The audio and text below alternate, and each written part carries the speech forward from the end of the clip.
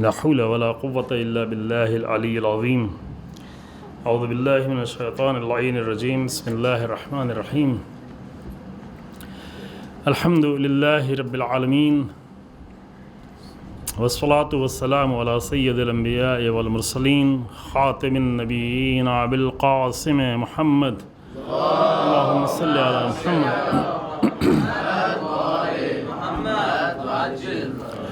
ثم الصلاة والسلام على أهل بيته الطيبين الطاهرين المعصومين المنتجبين، ولعنة الله على أعدائهم أعداء الله أجمعين. أما بعد، قد قال الله تبارك وتعالى في كتابه الكريم: بسم الله الرحمن الرحيم. قل أعوذ برب الناس ملك الناس إله الناس من شر الوسواس الخناس الذي يوسوس في صدور الناس من الجنة والناس. صدق الله العلي العظيم. اللهم صل على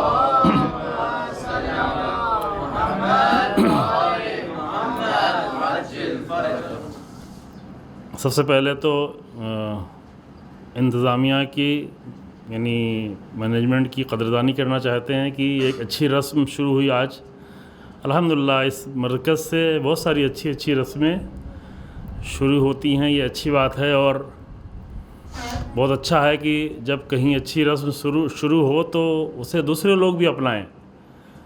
بری رسمیں شروع ہوتی ہیں تو بہت تیزی سے لوگ اپنانا شروع ہو جاتے ہیں، اور اس کی وجہ یہ ہے کہ اندر برائیاں بھری ہوئی، اس لیے بری چیزیں پسند آتی ہیں بعض لوگوں کے البتہ. لیکن یہ بہت اچھا ہے کہ جب کہیں اچھی رسم شروع ہو تو اسے دوسرے لوگ بھی اپنائیں. ایک اچھی رسم جو آج شروع ہوئی بہت اچھی، وہ یہ کہ یہاں پہ سب آتے ہی ہیں، افطار بھی کرتے ہیں، کھانا بھی کھاتے ہیں، نماز بھی پڑھتے ہیں. تو جب یہیں پہ ہیں تو نماز کو فضیلت کے وقت میں پڑھا جائے، اور یہ کیا ماشاءاللہ کہ نماز عشاء کو بھی اپنی فضیلت کے وقت میں. ایک تو جائز وقت ہے نماز کے، فوراً نماز مغرب کے بعد بھی پڑھ سکتے ہیں، جائز ہے، لیکن فضیلت کا وقت جو ہے وہ تھوڑا دیر سے شروع ہوتا ہے. تو الحمدللہ یہ عام طور سے پہلے ہوتا تھا کہ افطار جو ہے روایتوں میں بھی ہے، اہل سنت کے یہاں بھی روایت ہے، لیکن ہمارے یہاں بھی روایت ہے امام محمد باقر علیہ الصلوۃ والسلام سے کہ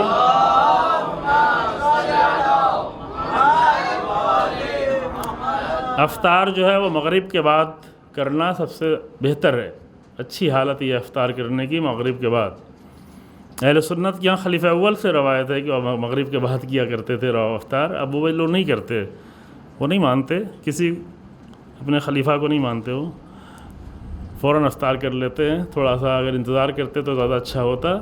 لیکن بہرحال یہ اچھی حالت ہے کہ مغرب کے بعد افطار بھی کریں اور بعد میں اچھے سے افطار کریں، اور افطار کر کے پھر تھوڑا سانس وغیرہ لے کر ماشاءاللہ نماز جماعت نماز عشاء پڑھی گئی. اور دوسری رسم جو ہم کیمرے کے ذریعے سے اور لوگوں سے کہنا چاہتے ہیں، جو بہت اچھی رسم یہاں پر ہے، وہ ایک یہ کہ جو بچے پہلے زیادہ تھے بھی تھوڑا کم ہوتے جا رہے ہیں، اس لیے پھر یاد دلانا اچھا ہے کہ ہمارے یہ نوجوان بچے جو ہے باتوں کو لکھ رہے ہوتے ہیں.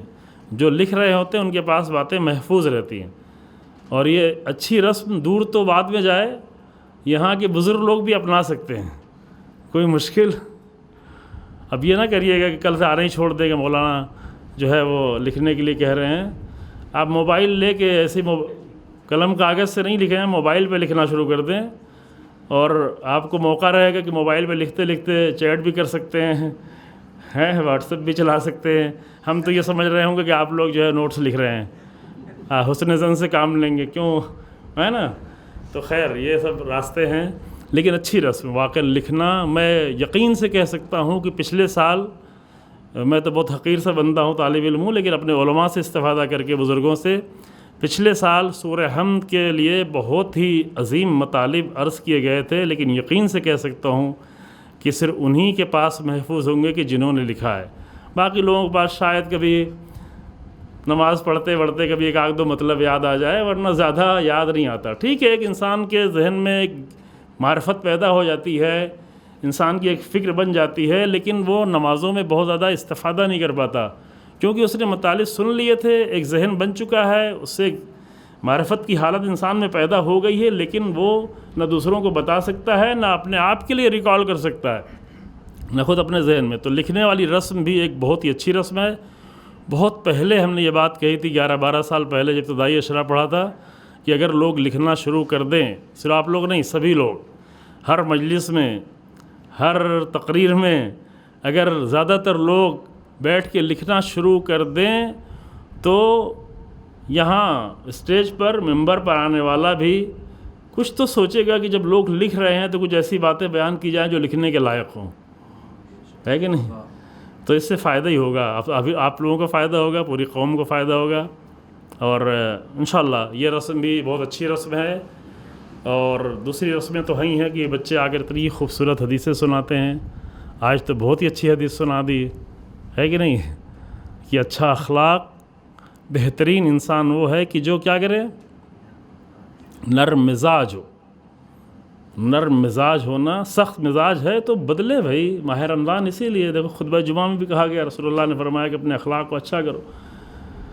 ہے اگر کلچر کی وجہ سے بچپن سے مزاج ایسا بنا ہی ہوا ہے تو ہے ہی نا، ماہ رمضان اسی لیے تو ہے نا کہ بدلے انسان، مزاج بھی بدلا جا سکتا ہے۔ طے کرے کہ نہیں بس پورے مہینے ہم کوئی سخت زبان استعمال ہی نہیں کریں گے، نہ اپنے ماتحت، نہ دکان میں، نہ گھر میں، نہ بچوں سے، نہ بیوی سے۔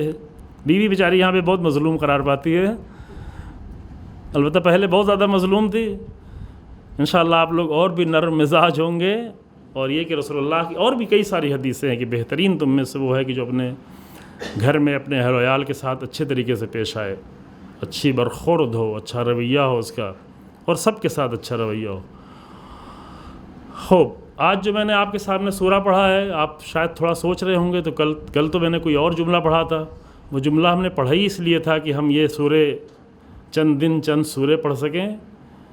پچھلے سال چونکہ سورہ ہم تھی، وہ بہت ہی اہم مسئلہ ہے سورہ ہم، اس کی ایک ایک آیت، وہ ایک دن بھی کافی نہیں تھا اور آخر تک نہیں پہنچ پائے تھے۔ آپ کو یاد ہو اگر آخری آیتیں جو صحیح طرح سے نہیں حق ادا ہو پایا تھا، حق تو کبھی بھی نہیں ادا ہو سکتا، لیکن بہت تفصیل میں نہ جاتے ہوئے ہم کوشش کریں کہ روزانہ ایک سورے کو سمجھیں، اس طرح سمجھیں کہ وہ سورہ ہم سے بات کرے۔ کیونکہ کل ہم نے جو جملہ پڑھا تھا امام علی علیہ الصلاۃ والسلام، محمد صلی اللہ محمد وآل محمد، یہ کہ ذالک القرآن فاستنطقوہ، یہ قرآن ہے، اس کو تم اس سے بات چاہو، یہ تم سے کلام کرے، اس سے کلام طلب کرو۔ اس کے طلب اس وقت کرو کہ جب انسان آمادہ ہو، انسان کلام سننے کے لیے تیار ہو۔ تو ہم ایک ایک سورے کو اللہ کا کلام صرف پڑھے نہیں، صرف تھوڑا سا چند باتیں نہ سن لیں، چند کچھ علمی مطالب نہ سن لیں۔ بہت علمی مطالب تو ہم خیر بیان بھی نہیں کر سکتے۔ میں آج زیادہ تفسیر میزان دیکھ رہا تھا جو سب سے سخت تفسیر ہے، لیکن میں آپ کو پریشان نہیں کروں گا، وہ سخت باتیں اور علمی باتیں اور طالب علموں والی باتیں اور علماء حوزہ والی باتیں ہرگز نہیں چھیڑوں گا، لیکن اس سے جو مطالب حاصل کر سکتے ہیں۔ دوسری بھی سب سے آسان والی تفسیر بھی ہماری نظروں کے سامنے ہے، اس سے بھی شاید بعض کلمات استفادہ کرے، تفسیر نور جسے کہتے ہیں، عطیہ اللہ محسن قراتی حفظہ اللہ کی۔ لیکن ظاہر مطالب بہت زیادہ ہیں ان سوروں کے لیے، ہمارے پاس وقت کم ہوتا ہے، اور اچھا ہے کہ مختصری مطالب ہو تاکہ آپ کے ذہنوں میں محفوظ بھی رہ جائے۔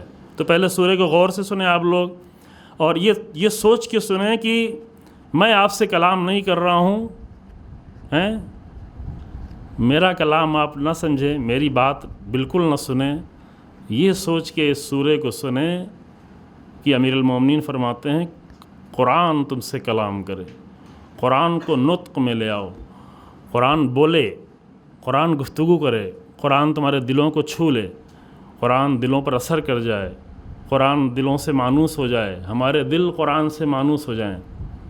تو اس حیثیت سے انشاءاللہ یہ چند دن جو ہیں ہمارے پاس کوشش کی جائے گی کہ روزانہ ایک سورہ ہو جائے، دوسرے دن پر نہ ٹلے بات۔ تو سورہ یہ ہے کہ اعوذ باللہ من الشیطان الرجیم، یہ حکم قرآن ہے کہ جب بھی قرآن کی تلاوت کی جائے تو پہلے کہا جائے اعوذ باللہ من الشیطان الرجیم، پناہ چاہتے ہیں اللہ کی بارگاہ میں کس سے؟ شیطان مردود سے۔ ابھی شیطان مردود بھی شر بھی نیچے آ رہا ہے، وہ کس میں آ رہا ہے؟ اسی سورہ میں آ رہا ہے۔ سورہ میں کیا ہے؟ بسم اللہ الرحمن الرحیم۔ بسم اللہ کی تفسیر پہلے آپ کے سامنے عرض کی جا چکی ہے کہ بسم اللہ یعنی یہ کہ سب کچھ اللہ کے لیے ہو جانا، اللہ کے لیے انجام، اللہ کے لیے آغاز، اللہ کے لیے کسی کام کو شروع کرنا، اللہ کے لیے تقریر کرنے آئے تو اللہ کے لیے تقریر کرنا، مجلس میں آئے تقریر میں آئے تو اللہ کے لیے آنا، اللہ کے لیے کھانا بھی کھائیں تو بسم اللہ الرحمن الرحیم، یعنی اللہ دیکھ رہا ہے، اللہ کی نعمتوں کا استعمال کر رہے ہیں، اپنے تمام اعمال کو الہی رنگ میں رنگنا۔ صبغۃ اللہ، یہ قرآن میں سورہ بقرہ کی آیت، ومن احسن صبغۃ من اللہ، الہی رنگ و الہی رنگ سے زیادہ خوبصورت کوئی بھی رنگ نہیں، خوبصورت یعنی زندگی میں اگر الہی رنگ چڑھ جائے تو یہ رنگ اس سے خوبصورت کوئی رنگ، ممکن ہے کہ ہماری نظروں میں اور بھی کوئی رنگ ہو، لیکن چونکہ ہم نے الہی لوگوں کو دیکھا ہی نہیں ہے، الہی لوگوں کو پہچانا نہیں ہے، الہی لوگوں کو اگر ہم قریب سے دیکھنا شروع کر دیں، الہی لوگوں کے نام پر جو ہے آپ لوگوں کے سامنا ہوتا ہے ہم جیسے بیکار سے طالب علموں کے ساتھ، تو کہتے ہیں یہ کتنے الہی ہیں، تو ہم بھی اتنے الہی تو ہیں۔ الہی لوگوں کے نام پہ اگر آپ جانیں، ہمارے علماء سے آیت اللہ جوادی عاملی کو دیکھیں، الہی انسان متعلہ، آپ امام خمینی کو دیکھیں، آپ رہبر انقلاب کو دیکھیں، آپ آیت اللہ سستانی کو دیکھیں، انسان حیرت میں پڑ جاتا ہے کہ اتنا سب کچھ اختیار میں ہوتے ہوئے اتنی الہی زندگی، اتنا سادگی، اتنا، اور آگے بڑھتے بڑھتے تاریخ کے بہت ہی عظیم انسانوں کو دیکھیں، ضرور نہیں کہ علماء ہی ہوں، عوام میں بہت سارے لوگ ایسے الہی رنگ میں رنگے ہوئے لوگ، الہی رنگ میں ڈھلے ہوئے لوگ۔ ہم نے ائمہ کی زندگی کو ذاکروں سے سنا ہے لیکن الہی زندگی کو نہیں دیکھا ہے، اس لیے وہ رنگ ہم کو نہیں سمجھ میں آتا۔ اس رنگ کی کبھی کبھی اگر اس کا حسن تھوڑا دکھ جائے تو انسان محسوس کرتا ہے، پھولوں کا رنگ بھی اچھا ہوتا ہے، نیچر کا رنگ بھی بہت اچھا ہے، لیکن زندگی کا الہی رنگ ہو جائے تو اس سے زیادہ ومن احسن صبغۃ من اللہ، اس سے زیادہ حسین زندگی کا اور کوئی رنگ ہو ہی نہیں سکتا۔ ایک معمولی انسان الہی رنگ میں اپنے آپ کو ڈھال لے تو اللہ پوری دنیا میں اس کا احترام، اس کی عزت، ہزاروں سال گزر جانے کے بعد بھی کن کن لوگوں کو کہاں کہاں انسان یاد کرتے ہیں اسی الہی رنگ میں ڈھلنے کی وجہ سے۔ کیوں آج ہم اس طرح احترام کرتے ہیں، اس طرح صبح و شام رات دن رسول اللہ کو پکارتے ہیں، کس لیے؟ کیونکہ رسول اللہ نے اپنے آپ کو پوری طرح سے الہی رنگ میں، زندگی کے ہر لمحے کو الہی رنگ میں ڈالا ہوا تھا، ہے نا؟ امیر المومنین کی ذات کے لیے اتنی محبت ہمارے دلوں میں کیوں ہے؟ کس لیے؟ اس کی سب سے بنیادی وجہ یہ ہے کہ الہی رنگ میں پوری طرح سے ڈھلے ہوئے تھے۔ تو بسم اللہ ابھی تفسیر نہیں کرتے ہیں چونکہ اس کی تفسیر ہو چکی ہے، لیکن بسم اللہ کا خلاصہ یہی ہے کہ جس کام کو بسم اللہ سے شروع کریں اس میں الہی رنگ پیدا ہو جاتا ہے اور اس کا انجام بھی پھر الہی ہونا شروع ہو جاتا ہے۔ آغاز تو ہوتا ہی ہے بسم اللہ سے، انجام بھی اس کا الہی ہونے لگتا ہے۔ یہ نسخہ ہے قرآن کا، یہ بہت ہی اچھا نسخہ ہے۔ یہ ایک چھوٹی سی آیت جو بہت ہی زیادہ تاثیر گزار آیت ہے، لیکن ہم لوگ عام طور سے زیادہ ٹیپ ریکارڈر ہی کی طرح سے پڑھتے ہیں، اس لیے شاید اس کا اثر محسوس نہیں کر پاتے ہیں۔ تو پچھلے سال پورے ایک دن میں بات پوری نہیں ہو پائی، شاید 1.5-2 دن میں بات ہوئی تھی بسم اللہ کی۔ اگر چاہیں تو پیچھے جا کے یہ 14 چینل پہ دیکھ سکتے ہیں۔ اچھا ہے دوبارہ پھر باتوں کو تکرار ہونا اچھی چیز ہے۔ اب اس کے بعد سورہ پڑھتے ہیں، قل اعوذ برب الناس ملک الناس الہ الناس۔ اعوذ کی ابھی تفسیر نہیں بیان کریں گے چونکہ وقت زیادہ ہو جائے گا، کل بھی ہے، کل ایک دوسرا اعوذ بھی آ رہا ہے، لیکن پھر اشارے میں ہم کہہ دیں آپ کو کہ اعوذ یعنی پناہ مانگنا، میں پناہ چاہتا ہوں۔ قل کہہ دو، روایتیں اگر پیش کر سکے تو پیش کریں گے کہ رسول اللہ کی خدمت میں جبرائیل آ کر رسول اللہ سے بھی کہتے ہیں کہ اے رسول آپ بھی کہیں، اور رسول اللہ نے پڑھا۔ بہت ساری مشکلات میں ہم بہت ادھر ادھر بھاگتے ہیں، لیکن یہ سورہ صرف سمجھنے ہی کا سورہ نہیں ہے، بہت ساری مشکلات سے خود کو نجات دینے کا بھی سورہ ہے۔ یہ سورہ بھی، اس کے کل جو سورہ، دونوں سورہ، قل اعوذ برب الناس اور قل اعوذ برب فلق، میرے خیال سے سب کو یاد بھی ہوگا یہ سورہ، چھوٹا سا ہے، جن کو یاد نہ ہو یا اگر بچوں کو تو کوشش کریں کہ کل تک یاد کر ڈالیں، بہت ہی حسین ہے، یعنی زیادہ پڑھیں اس کو، نمازوں میں پڑھیں، فرصت نکال کے پڑھیں، سوتے وقت پڑھ لیں، صبح میں پڑھ لیں، شام میں پڑھ لیں، چونکہ مسائل بہت زیادہ ہیں، بہت زیادہ مشکلات ہیں انسان کی زندگی میں، یہ دور مشکلات کا دور زیادہ ہے، اور یہ سورہ جو ہے ضمانت ہے انسان کو بہت ساری مشکلات سے نجات دینے کی، بہت ساری مشکلات کی، جس کا ذکر شاید تھوڑا بہت آئے گا آپ کی خدمت میں۔ تو قل اعوذ، کہہ دو کہ میں پناہ مانگتا ہوں۔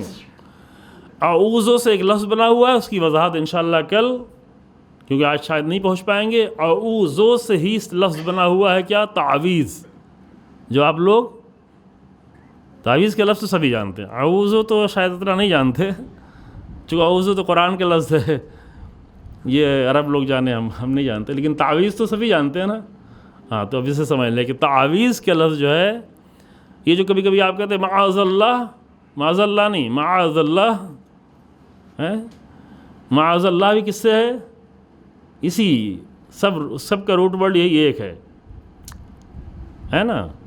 معاذ اللہ کے معنی بھی اللہ کی بارگاہ میں پناہ، انسان کوئی بری بات کہتا ہے تو کہتے اوہ معاذ اللہ، یعنی پناہ ہو خدا کی، اللہ کی بارگاہ میں پناہ چاہتے ہیں۔ تو یہاں پر جو ہے پناہ چاہی جا رہی ہے۔ تعویذ کے لفظ انشاءاللہ کل کے لیے اس کی تھوڑی سی وضاحت کی جائے گی، لیکن لفظ یہیں سے ہے، یہ قرآنی لفظ ہے، تعویذ کا لفظ بھی قرآنی ہے۔ اب یہ کہ تعویذ سے آپ سمجھتے کیا ہیں وہ ایک الگ مسئلہ ہے، لیکن ابھی آج پہلے قرآن والی تعویذ سمجھیں، ہے نا، ملا والی تعویذ جو ہے وہ کل سمجھائیں گے، آج قرآن والی تعویذ سمجھ لے تو وہ سمجھنا آسان ہو جائے گا۔ قرآن کی تعویذ اور قرآن کا اعوذ، یہ دونوں سورہ اس کو کہتے ہیں معوذتین، پناہ کا سورہ، اللہ کی بارگاہ میں پناہ مانگنے کا سورہ۔ کس کی بارگاہ میں؟ پہلے یہ ہے، چونکہ یہ اہم مسئلہ ہے، قل اعوذ برب الناس، ملک الناس، الہ الناس، 3 صفتوں کا ذکر ہوا ہے اللہ کی۔ اللہ کی کتنی صفتیں ہیں؟ بہت ساری اللہ کی صفات ہیں، آپ جو دعائے جوشن کبیر میں پڑھتے ہیں نا، کتنے سارے اللہ کی صفات، 100 تو خاص اللہ کے اسماء الہی، 100 اسماء الہی میں سے 3 کا انتخاب جو ہوا ہے، تو کیا کیا؟ رب، مالک اور الہ یعنی معبود، 3 کا انتخاب۔ اب ہم نے تھوڑی نہیں کیا انتخاب، کسی مولوی نے بھی نہیں کیا، رسول اللہ نے بھی نہیں کیا، اللہ نے یہ انتخاب کیا کہ جب بھی تم چاہو کہ میری بارگاہ میں پناہ مانگنے آؤ تو ان 3 صفتوں کے ذریعے سے پناہ مانگنا، ان 3 کلمات میں آ کر پناہ مانگنا۔ اب اس کے راز علامہ طباطبائی نے الگ الگ انداز سے کئی چیزیں بیان کی ہیں، لیکن میں صرف ایک مطلب بیان کرنا چاہتا ہوں یہاں پر کہ اس میں بھی ترتیب ہے، یوں ہی نہیں اللہ کچھ بھی اور کہہ سکتا تھا، کہہ دیا رب، قل اعوذ بالرحمن مثلا کہہ دیتا، یا رازق کہہ دیتا، مثلا رازق کے لفظ لوگوں کو زیادہ اچھا لگتا ہے، کچھ اور بھی کہہ دیتا، خالق کہہ دیتا، کریم کہہ دیتا، رحیم کہہ دیتا، لیکن یہ کلمات کیوں نہیں کہ بہت سارے اللہ کی اور صفات ہیں وہ کہہ دیتا۔ یہ 3 صفتیں جو کی ہیں وہ ان کے انتخاب میں بھی راز ہے اور اس میں ترتیب بھی ہے۔ انتخاب اور ترتیب کو ہم ساتھ ہی جلدی سے بیان کر دیتے ہیں مختصر طور پر، یہ کہ اللہ کی بارگاہ میں پناہ مانگنے انسان آیا ہوا ہے، اور یہ بعد میں آ رہا ہے کس سے پناہ مانگنا ہے، تو پناہ جب مانگی جائے گی تو سب سے زیادہ، علامہ طباطبائی نے بہت خوبصورت مطلب بیان کیا ہے کہ طبعی طور پر طبیعت انسان کی ایسی ہے کہ جب کوئی مشکل اس کے سامنے آتی ہے اور مشکل میں وہ خود تنہا کافی نہیں ہوتا، کیونکہ کمزور ہے، کیونکہ اکیلا ہے، کیونکہ نادان ہے، یعنی اس مشکل کو خود حل نہیں کر سکتا، تو کیا کرتا ہے؟ کسی کے پاس جاتا ہے پناہ مانگنے کے لیے۔ تو پناہ کس کے سامنے مانگی جاتی ہے؟ عام طور سے انسان مشکل میں پڑتا ہے۔ اب دیکھیں کچھ مشکلات جو نیچر میں مشکلات ہیں، جیسے زلزلہ آتا ہے تب بھی انسان جو ہے ایسے کوئی شیلٹر کہتے ہیں نا ڈھونڈتا ہے کہ جہاں مضبوط ہو وہاں پہ ٹھہر جائے، پناہ مل جائے۔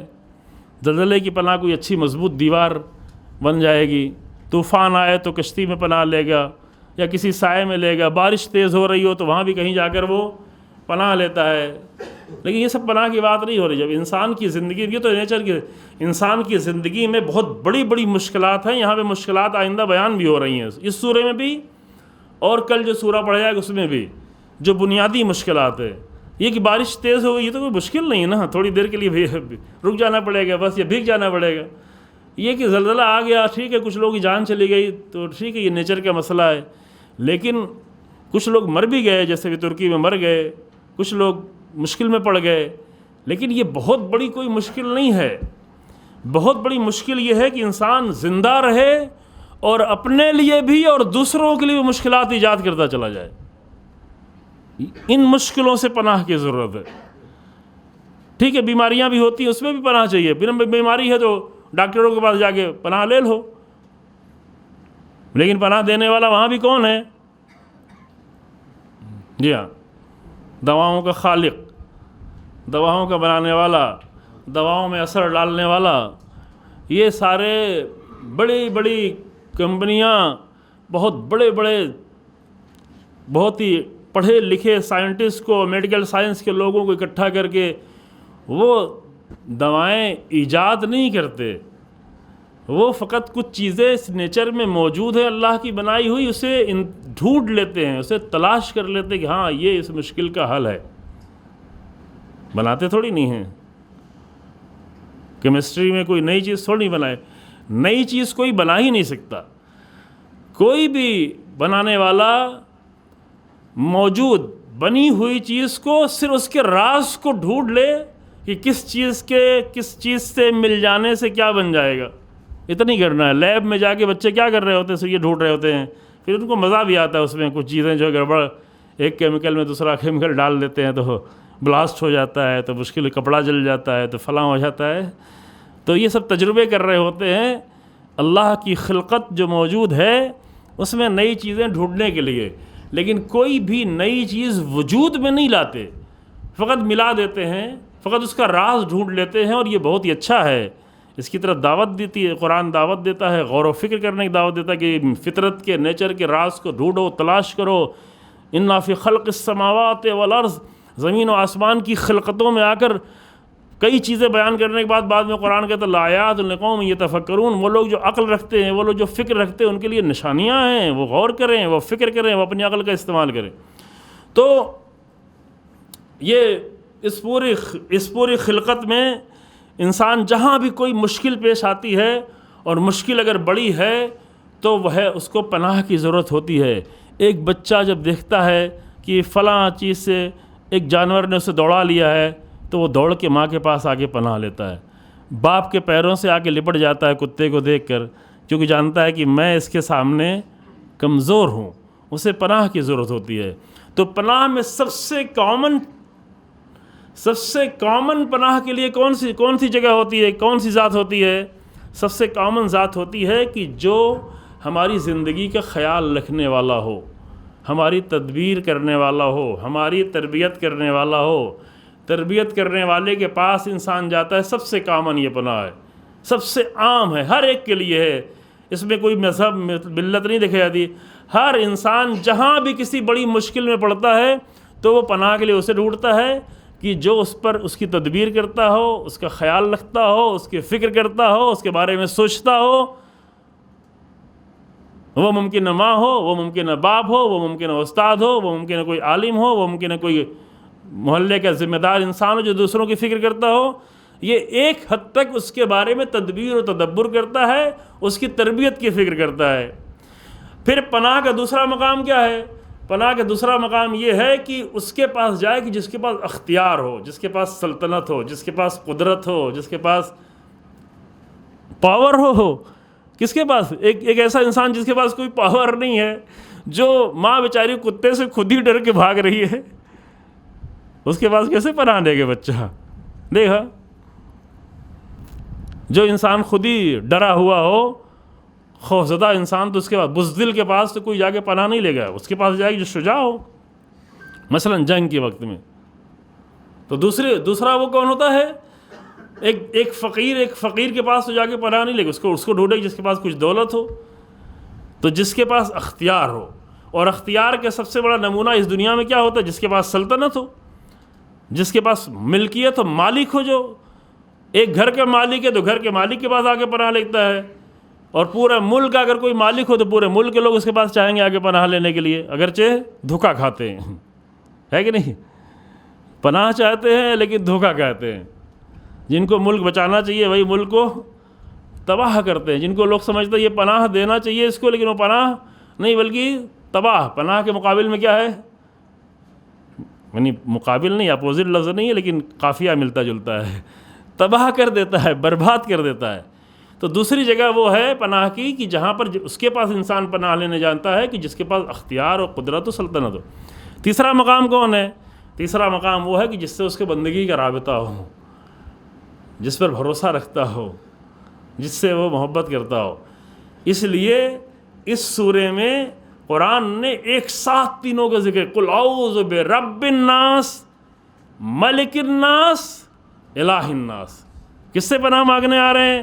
وہ جو میرا رب ہے، جو ہم سب کا رب ہے، جو صرف مومنوں کا رب نہیں ہے، جو صرف شیعوں یا سنیوں کا رب نہیں ہے، جو صرف مسلمانوں کا رب نہیں ہے، جو رب الناس، پوری بشریت کی ہر ضرورت کو پورا کر رہا ہے ہر لمحے، جو ہر لمحے بغیر مانگے ہوئے ہماری ضرورت کو پورا کر رہا ہو.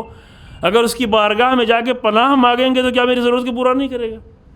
کیا وہ ہمیں پناہ نہیں دے گا؟ یہ ممکن ہے. پھر وہ رب جو مالک ہے، مالک الناس، جو مالک ہے، جس کے اختیار میں سب کچھ ہے. باقی جتنے بھی مالک بنے ہوئے، پچھلے سال عرض کیا تھا کہ یہ دھوکے والی ملکیت ہے کہ گھر کے مالک ہو گئے، لباس کے مالک ہو گئے، اس کے مالک ہو گئے، اس کی کتنے دن کے لیے مالک ہے، کل مر جائیں گے، کچھ ہمارا ملکیت بھی نہیں رہے گا. لیکن وہ جو مالک ہے اور جو کیا ہے، جو معبود ہے، جو بندگی کے لائق ہے، جس سے ہمارا عشق کا رابطہ ہے. ہم عام طور سے اپنے مسائل میں یا تو جھوٹے یا تو مجازی رب کی طرف جاتے ہیں پناہ لینے. بعض چیزوں میں لینے کے لیے اللہ نے کہا منع بھی نہیں کیا ہے. مجازی رب، مجازی مالک، مجازی معبود کے پاس جا رہے ہوتے ہیں جو معبود کوئی ہو بھی نہیں سکتا ہے. لیکن سورہ ناس میں ہمیں پہلے ہی آیت میں یہ بتایا جاتا ہے کہ تمہیں پناہ چاہیے تو کس سے پناہ لو؟ حقیقی رب، رب الناس، حقیقی مالک، ملک الناس، حقیقی معبود، الہ الناس، اس کی بارگاہ میں پناہ چاہو. یہ خالی ذہن میں نقطہ نہیں رہے عزیزو، یہ اس لیے ہے کہ ہماری زندگیوں میں اس پناہ کی ضرورت ہے. جب بھی ہمیں محسوس ہو کہ ہم یہاں وہاں بھاگ رہے ہوں، کبھی کوئی کسی وزیر کے پاس جا کے پناہ مانگتا ہے، ارے میری قوم مشکل میں ہے تو کس کے پاس پناہ لیں؟ چونکہ حاکم ہے، چاہے ظالم ہو، چاہے متکبر ہو، چاہے مستکبر ہو، چاہے ستمگر ہو، لیکن چونکہ حاکم ہے لہذا پناہ تو وہیں جا کے لینی پڑے گی ورنہ قوم بچے گی نہیں. قوم کی پناہ دینے والے یہ ظالم نہیں ہے، قوم کی پناہ دینے والی ذات اللہ کی ذات جو رب ہے. یہ سمجھیں، یہ آیتیں ہم سب کو سمجھنے کی ضرورت ہے، مولویوں کو بھی سمجھنے کی ضرورت ہے، مولوی کے نام پہ جو لیڈران ہیں ان کو بھی سمجھنے کی ضرورت ہے کہ پناہ دینے والی ذات کون ہے، کس سے پناہ چاہو، کس کی بارگاہ میں پناہ مانگو. رب الناس، الہ الناس، ملک الناس، الہ الناس. یہ تین صفتیں ہمارے سامنے فوراً آئیں جب بھی ہمیں کسی مشکل میں. پناہ کس سے مانگنا ہے؟ جلدی آگے بڑھتے ہوئے، من شر الوسواس الخناس. شر یعنی شر ہر اس چیز کو کہتے ہیں جو نقصان پہنچا جائے. شر سے بنا ہوا ہے کیا؟ شریر. شرارت کا لفظ جانتے ہیں بچوں؟ ہاں، شرارت کرنے والے بچے جو ہے کیا کرتے ہیں؟ نقصان ہی پہنچا رہے ہوتے ہیں. البتہ ہم یہ کہتے ہیں کہ اس حد تک شرارت ٹھیک ہے کہ جہاں تک نقصان نہ پہنچے تو وہ شرارت ہوگی بھی نہیں. مذاق میں لوگ شرارت کہہ دیتے ہیں لیکن وہ شر کا کام ہی ہے نقصان پہنچانا. شر یعنی جہاں پہ فساد ہو جائے، جہاں پہ خرابیاں ایجاد ہو جائیں، جہاں پہ معاملہ خراب ہو جائے. اب چھوٹے موٹے شر تو ہوتے رہتے ہیں، چھوٹے موٹے شر سے کوئی بہت بڑا مسئلہ نہیں ہوتا، لیکن یہاں بڑے شر سے پناہ مانگی جا رہی. کس سے؟ من شر الوسواس الخناس، وسواس خناس کے شر سے. وسواس، یہ سب لفظیں بہت اہم ہیں لیکن میں جلدی آگے بڑھتا رہوں. وسواس یعنی، اب اس کے تفسیروں میں تھوڑا تفسیر میں گئے ہیں علماء، لیکن ہم اس میں آپ کو نہیں الجھانا چاہتے. وسوسہ یہ جو آپ کہتے ہیں، وسوسہ جو وسوسہ ڈالے، آہستہ آہستہ وسوسہ ڈالے، جس کی صفت یہ ہے کہ خناس ہے. خناس یعنی پوشیدہ، جو ظاہر ہو کر پوشیدہ ہو جائے، ظاہر ہو پھر پوشیدہ ہو جائے، سامنے آئے پھر وڈرا کر لے، پھر عقب نشینی کر لے، پھر تیار ہو کے دوبارہ حملہ کرے، ہمت نہ ہارے، شکست نہ کھائے، کہ جو شیطان کی ایک صفت ہے. اتنے ہزار سال سے کتنی بار آپ نے بھی اعوذ کہا، اور حضرت نوح، حضرت آدم سے لے کے ابھی تک کہا گیا، اس کے شر سے پناہ مانگی گئی. بار بار وہ پیچھے ہٹا، ہے نا، انبیاء کے سامنے پیچھے ہٹا، اولیاء کے سامنے پیچھے ہٹا. آپ جیسے جوانوں اور بزرگوں کے سامنے مومن، اسی ماہ رمضان میں کتنی بار شیطان جو کیا کرتا ہے، وڈرا کرتا ہے، پیچھے ہٹتا ہے، شکست کھاتا ہے، زبردست شکست کھاتا ہے. جب آپ ارادہ کرتے کہ نہیں چلنا ہے، سستی ہو رہی ہے لیکن پھر بھی چلنا ہے، نماز جماعت قائم ہو رہی، چلنا ہے. اتنی بڑی تعداد میں دیکھیں آج لوگ جمعہ میں موجود تھے. خواتین کو بہت سارے کام ہوتے ہیں، گھر میں اگر کام نہ ہو، کچن میں، تو موبائل پہ بہت سارا کام ہوتا ہے. لیکن کیا ہے، سب کو شکست دیتے ہوئے آتے ہیں. یعنی کتنی بار آج شکست دی شیطان کو، یہ شمار نہیں کرتے ہم لوگ. کبھی کسی چھوٹے سے اپنے مخالف کو شکست دے دی، بڑے فخر سے بیان کرتے ہیں کہ میں نے فلاں کو آج شکست دے دی، اس کو میں نے بولنے نہیں دیا اپنے سامنے. لیکن یہ بہت بڑا ہنر ہے کہ ایک انسان بار بار شیطان کو شکست دیتا رہے. وہ کہے تم استکبار کرو، وہ شکست دے دے. وہ کہے کہ تم بد اخلاقی کرو، لیکن شکست دے دے. وہ کہے کہ گھر میں ذرا تیزی سے تم مزاج ہو کے اندر داخل ہو، اور انسان جو ہے کہ نہیں میں نرم مزاج بنوں گا، جو رسول اللہ کی حدیث سنی ہے، شکست دے دے. وہ کہے نہیں جاؤ نماز تک، کہے نہیں، شکست دے رہے ہیں. وہ کہے نہیں یار جمعے کا دن ہے، خاص وقت ہے، چھٹی کے دن تھوڑا نہیں، سنڈے تھوڑی نہیں ہے، عرب تھوڑی نہیں ہے، یہ مسلمان ملک تھوڑی نہیں ہے، چلو کام کرو، مشکل ہو جائے گی. اور انسان کیا کرے، شکست دے دے. دن بھر روزہ رہے ہیں، آرام کرنے کی دل چاہتا ہے، بزرگ ہو گئے ہیں، لیکن انسان کیا کرے، شکست دے دے. صرف منفی نگیٹو باتیں انسان نہیں سوچے، پازیٹیو بھی تو دے گا. اللہ کا شکر ادا کرے اس بات پر کہ ایک دن میں اے میرے اللہ تو نے کتنے موقع پر مجھے فرصت دی کہ ہم جیسے کمزور لوگ شیطان جیسے قوی دشمن کو شکست دیتے رہے. صبح سے لے کے ابھی تک شکست دیتے رہے الحمدللہ. سحر سے لے کے افطار تک شکست دیتے رہے، اور افطار کے بعد بھی شکست دیتے رہے انشاءاللہ. پورے مہینے شکست دیتے رہے انشاءاللہ. تو یہ بہت اہم مرحلہ ہے نا. تو وہ وسوسے، وہ نہیں ہمت ہارتا، وہ پیچھے آتا ہے، چھپتا ہے، پھر آگے آتا ہے، پھر ظاہر ہوتا ہے. خناس ہے، خناس کے معنی یہی ہیں. وہ اس طرح آ کے بار بار حملے کرتا ہے. لیکن عرض کیا گیا کہ انسان کو اللہ نے بہت قوی بنایا ہوا ہے.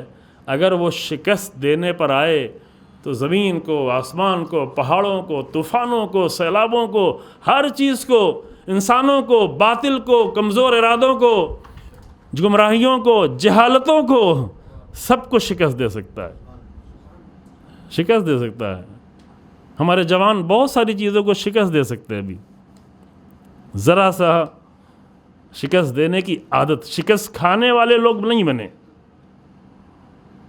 دو ہی طرح کے لوگ ہیں اس دنیا میں، یا شکست کھانے والے. شکست سمجھ رہے بچے؟ شکست سمجھ رہے ہو؟ ہاں پہلے بتاتے بیٹا. شکست یعنی ہار جانا، شکست یعنی ڈیفیٹ. شیطان یا ہمیں ڈیفیٹ کرے یا ہم کیا کریں. دو ہی طرح کے لوگ ہیں، یا آپ ڈیفیٹ ہو رہے ہیں یا ڈیفیٹ کر رہے ہیں، یا ہرا رہے ہیں یا ہار رہے ہیں. صرف کرکٹ کے گیم میں نہیں، صرف ورلڈ کپ اور فٹ بال کے ورلڈ کپ میں نہیں، زندگی کے گیم میں، زندگی کے مسائل میں یا تو اللہ کی بارگاہ میں پناہ لے لے کے ہر طرح کے دشمن کو شکست دے رہے ہیں، یا تو شکست کھا رہے ہیں. اور جو آخر میں کیلکولیٹ کیا جائے گا وہ یہی کہ کتنے مرحلے پہ شکست کھائی، کتنے مرحلے پہ شکست دی.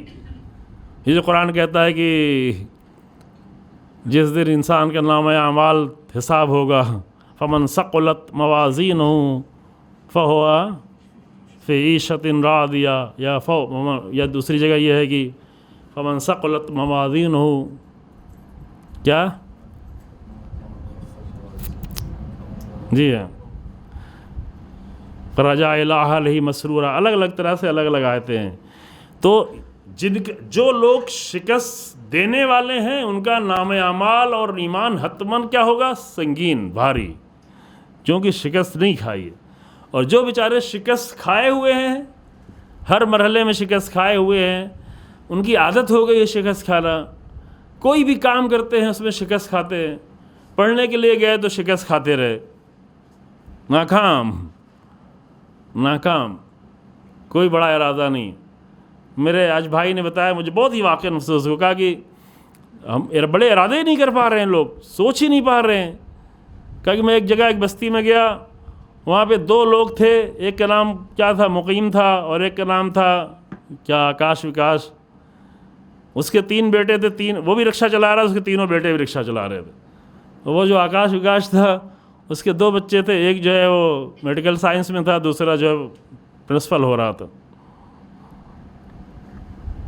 شکست کھانا جو ہے، مومن تو شکست کھانے کے لیے نہیں ہوتا. یہ بہت اہم مسئلہ ہے. شیطان شکست کھا کر پھر بھی وہ مایوس نہیں ہوتا. اب ایک جملہ میں کہہ رہا ہوں، کہیں کہا ہے، پتہ نہیں یہاں کہا ہے کہ نہیں کہا ہے، کہ دشمن سے بھی کچھ چیزیں کبھی سیکھنا چاہیے. اور سب سے بڑا دشمن کیا ہے؟ عدو مبین، جس کو قرآن کہتا ہے، وہ شیطان ہے. شیطان سے ایک چیز سیکھی جا سکتی ہے، وہ یہ ہے کہ وہ مایوس نہیں ہوتا. البتہ اس کی بری حالت یہ ہے کہ وہ اپنے باطل میں مایوس نہیں ہوتا، لیکن اس سے یہ سیکھے کہ حق پہ مایوس نہ ہو، علم میں مایوس نہ ہو، کمالات میں آگے بڑھنے میں مایوس نہ ہو، بڑے ارادے کرنے میں مایوس نہ ہو. شکست ہو پھر بھی مایوس نہ ہو، 10 بار شکست ہو پھر بھی مایوس نہ ہو. لوگ مایوس کرنے کے لیے آئیں پھر بھی مایوس نہ ہو. یہ حدیث ہے، میں حدیث آپ کے سامنے جلدی پڑھ جاؤں، یہ بہت خوبصورت ہے، تاکہ وہ جو امام علیہ السلام کا دوسرا جملہ تھا نا کہ قرآن سب تو نہیں بولے گا، ہم بتائیں گے کہ قرآن کیا بولتا ہے. تو دیکھیں اہل بیت علیہ السلام نے کس طرح بیان کیا ہے. فرمایا، امالی شیخ صدوق میں روایت ہے امام جعفر صادق علیہ السلام سے، اللہم صلی علی محمد. یہ جو کتابیں ہم نام لے رہے ہیں یہ سب بہت ہی اہم کتابیں ہیں. 1000 سال پرانی کتاب ہے امالی شیخ صدوق کی امالی کتاب. اس میں یہ روایت ہے، اب اس کے وضاحت نہیں کر سکتا، کہ جب یہ آیت نازل ہوئی کہ والذین اذا فعلوا فاحشۃ او ظلموا انفسهم ذکروا اللہ فاستغفروا لذنوبہم. جب وہ کوئی بہت برا کام کر جاتے ہیں، فحاشی کا بہت برا بھی کام کر کے چلے جائیں، کر لیں، اور یہ کام کرنے کے بعد کیا کریں؟ وَظَلَمُوا أَنفُسَهُمْ. کیا کریں؟ جب بھی کوئی برا کام انسان کرتا ہے تو سب سے پہلے کیا کرتا ہے؟ خود اپنے اوپر ظلم کرتا ہے، اور باقی دوسروں پر ظلم بعد میں ہوگا. سب سے پہلے انسان کیا کرتا ہے؟ خود پر ظلم کرتا ہے. لیکن خود پر ظلم کر کے کیا ہو جائے؟ مایوس کہ میں نے اتنا بڑا ظلم کر دیا، میں نے اتنا بڑا گناہ انجام دے دیا، اتنا بڑا گناہ کہ ہم کہہ بھی نہیں سکتے، کسی سے بتا نہیں سکتے. اتنا بڑا گناہ، کتنا بھی بڑا گناہ ہو جائے، کتنا بھی گندا گناہ ہو جائے، کتنا ہی بڑا ظلم انسان اپنے اوپر کر لے، لیکن وذکر اللہ، جب اللہ کو یاد کرے اور اللہ کو یاد کر کے استغفار کرے تو اللہ کہتا ہے کہ اللہ سارے گناہوں کو معاف کر دیتا ہے. سورہ زمر کی بھی آیت ہم نے آپ کو پہلے سنائی ہوئی. کوئی بھی گناہ، ایسا گناہ جس کو آپ تصور بھی نہ کر پائیں، سوچ بھی نہ پائیں، لیکن اللہ کی بارگاہ میں آ کے استغفار کرتا ہے انسان، شرمندہ ہوتا ہے، اللہ اسے معاف کر دیتا ہے. وہاں پہ سورہ زمر میں اسرفوا علی انفسہم ہے نا، اسراف کرتے اپنے نفس پہ، یہاں پہ ظلم کرتے جو اپنے نفس پہ. تو روایت میں یہ ہے امام صادق علیہ السلام سے کہ جب یہ آیت نازل ہوئی، صلوات پڑھ رہے ہیں، اچھے سے پڑھیں،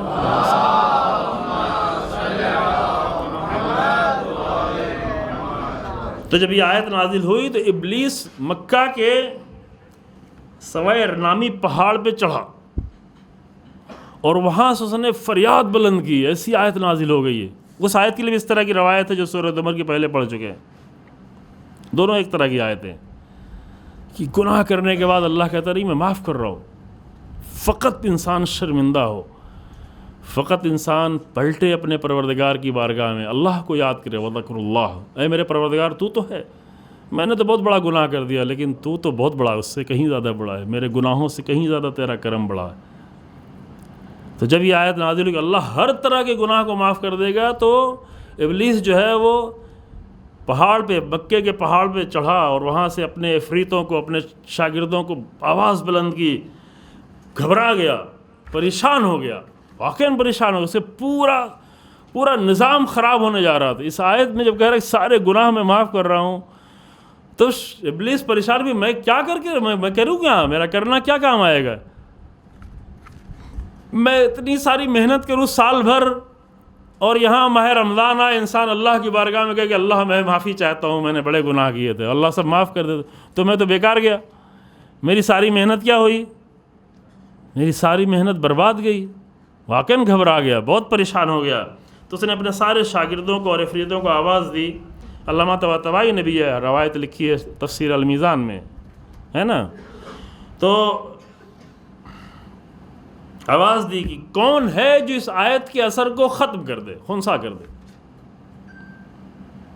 سارے شاگرد اکٹھا ہو گئے، کون ہے یہ آیت، اس کے بعد ہم کیا کریں گے، اس آیت کے اثر کو کیسے ختم کرے۔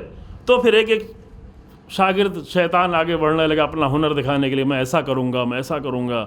اب وہ ساری چیزیں تفصیل سے روایت میں نہیں ہے، کوئی میں تو نماز نہیں پڑھنے دوں گا، میں روزہ نہیں رکھنے دوں گا، میں بچوں کو پڑھنے نہیں دوں گا، میں ماں باپ کی توہین کراؤں گا، جو بھی جتنے بھی غلط کام ہو سکتے ہیں وہ سب آگے وہ ابلیس سنتا رہا، نہیں یہ کام یہ کافی نہیں ہے، وہ تو کہتے معاف کر دیں گے، یہ بھی معاف کر دیں گے، یہ بھی معاف کر دیں گے، تم جو بھی کر رہے ہو اللہ تو کہہ رہے میں سب کو معاف کر دوں گا، جو کچھ بھی شاگرد پیش کر دے یہ کر دوں گا، اللہ کہہ رہے میں یہ بھی معاف کر دوں گا، میں یہ بھی معاف کر دوں گا، میں یہ بھی معاف کر دوں گا، میں سارے گناہوں کو معاف کر دوں گا۔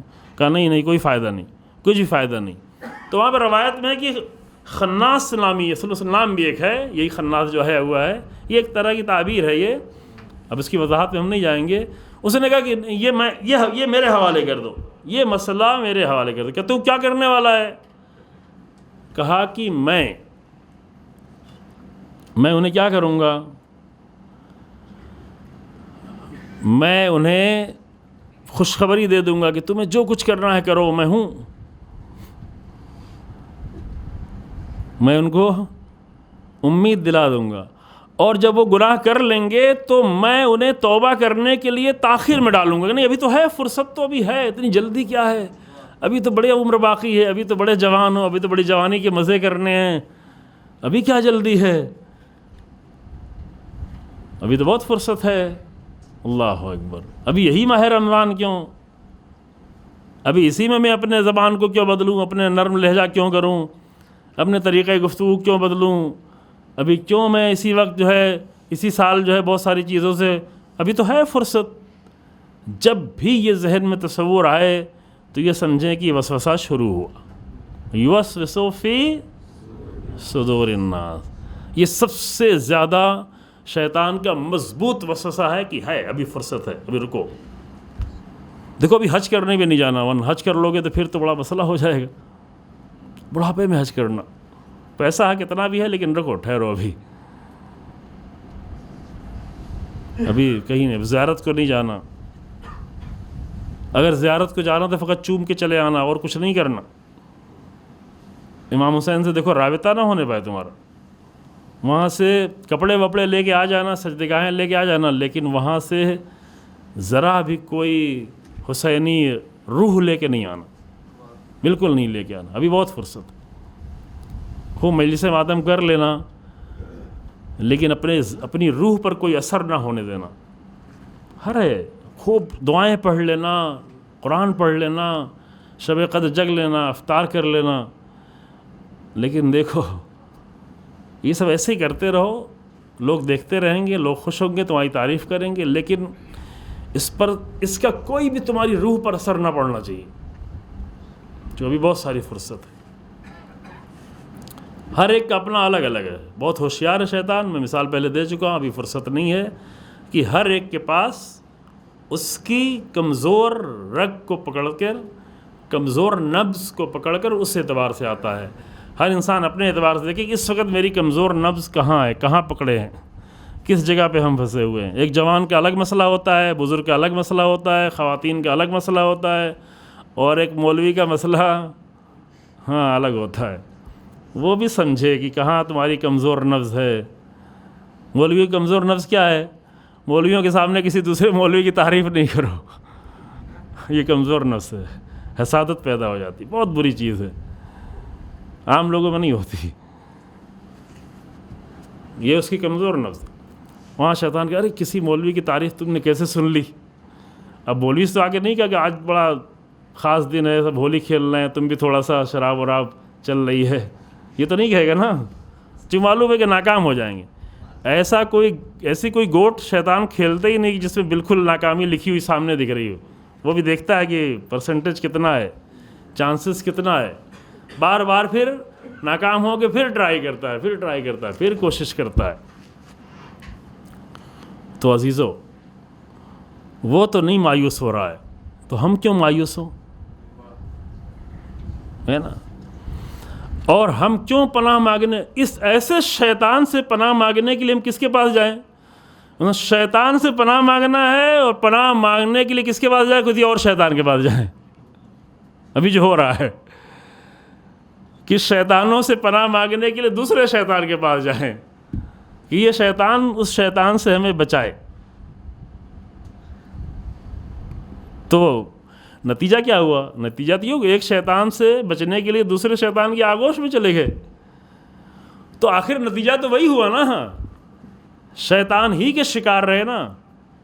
یہاں پہ قرآن کہتا ہے قل اعوذ برب الناس، تمہارا پروردگار تمہیں دیکھ رہا ہے، تمہارا رب ہے، ہر لمحے کا رب ہے، تمہاری ماں تمہارا باپ کبھی کبھی کا رب ہے، کبھی وہ پیسے بھیج دے گا، کبھی عید میں کپڑے خریدے گا، کبھی تمہارے کھانے کے لیے پسند کی چیزیں لائے گا، لیکن تمہارا رب تو ہر لمحے کا رب ہے، ہر لمحے تمہاری ہر ضرورت کو پورا کر رہا ہے۔ تو ٹھیک ہے، ماں باپ سے بھی پناہ مانگو، لیکن یہ سمجھ کے کہ ہاں اللہ نے ان کو ہمارے لیے قرار دیا ہے، وسیلہ قرار دیا، لیکن جب ماں باپ سے بھی پناہ لو تو اصل میں اللہ ہی کی بارگاہ میں پناہ مانگو۔ یہ ہے پچھلے سال کی بات ہے نا، ایاک نعبد و ایاک نستعین۔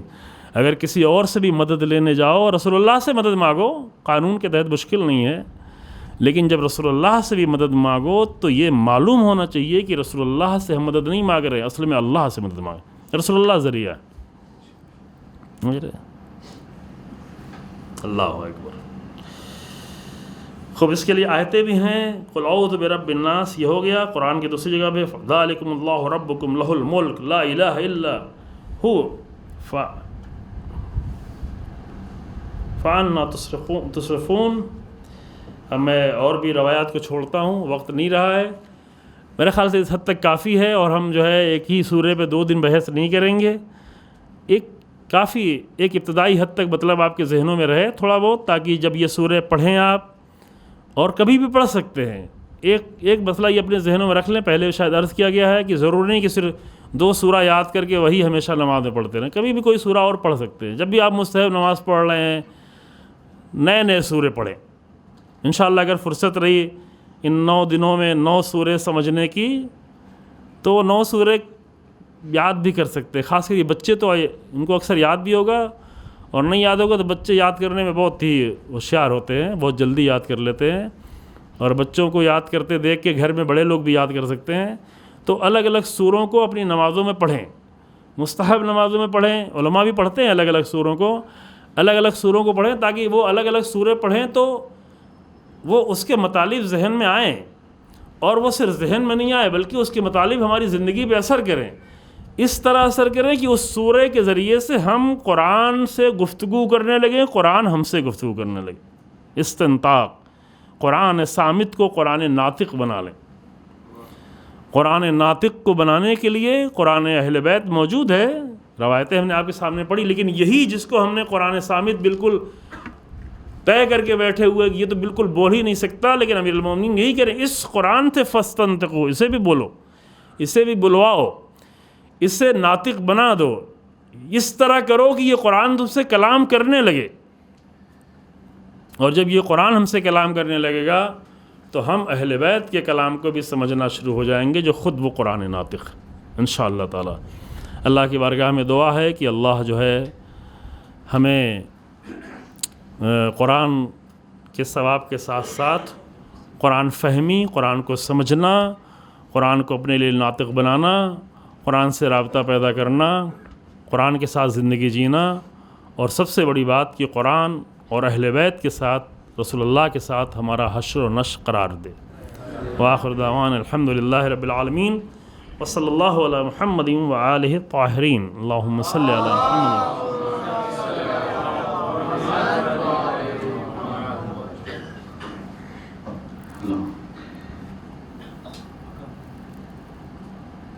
تھوڑا قریب، بہت بہت شکریہ۔ انشاءاللہ معاف کیجیے، اللہ ہم سب کو توفیق دے کہ انشاءاللہ قرآن کے تعلیمات پر عمل کریں۔ ایک سوال ہے، اس سوال میں جو ہے جو آپ نے کل لیکچر دیا تھا نطق قرآن کے حوالے سے، قرآن کو نطق میں لانا اور قرآن کی آیت کو زندگی میں عمل میں لانا، کیا یہ دونوں ایک ہے یا دونوں میں فرق ہے؟ بالکل مرحلہ ہے، بات ایک ہی ہے۔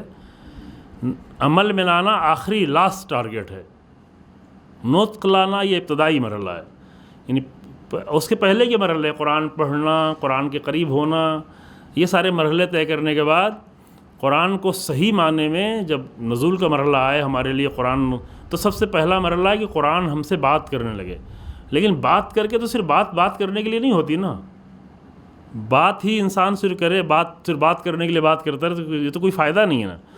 تو اس کا پہلا ٹارگیٹ یہ ہے کہ قرآن ہم سے بات کرے، لیکن اس کا لاسٹ ٹارگیٹ یہ ہے کہ اس طرح سے بات کرے کہ وہ قرآن ہماری زندگی کا حصہ بن جائے، تبھی وہ نور ہوتا ہے، وہ آخری مقصد ہے۔ بالکل یہ ایک ہی چیز ہے لیکن مرحلے کے ساتھ ہے۔ جزاکم اللہ۔ معاف کیجیے کہ مولانا یہاں کھڑے ہوئے ہیں، میں بیٹھا ہوا ہوں، لیکن کیمرے کے لحاظ سے بہتر ہم کھڑے ہو جائیں گے، تھوڑا رینج سے باہر نکل جائیں گے۔